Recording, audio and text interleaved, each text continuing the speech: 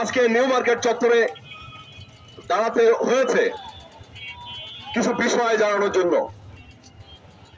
বিষয় হলো, press club থাকবে সাংবাদিকদের অভয়ারণ্য, প্রেস ক্লাব থাকবে মূলধারার সাংবাদিকদের বিনোদনের স্থান, আলাপচারিতার স্থান। নিউজ শিকার হতে হয়েছে সমস্ত শরীরে ব্যথা নিয়ে এই 37 জন সাংবাদিকের বিরুদ্ধে উল্টো আবার মামলা দেওয়া হলো।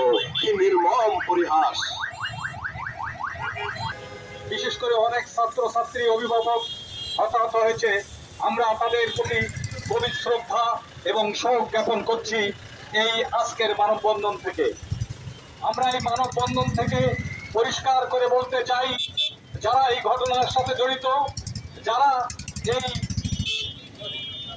যেখানে মানুষের প্রচুর বসবাস, সেই এলাকায় যে এই প্রশিক্ষণের নামে যুদ্ধ বিমান দিয়ে যেভাবে তারা প্রশিক্ষণ বিধ্বস্ত হয়েছে 1978 সালের এই ঘটনার সাথে যারা জড়িত, এই বলেছে সেখানে তাদের অবস্থান কি ছিল আমরা সবই জানি।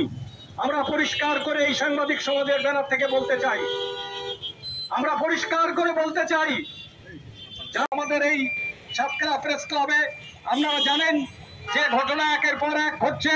যে সুবিধা গ্রহণ করেছে তারা সবচেয়ে বেশি সুযোগ সুবিধা নিয়েছে।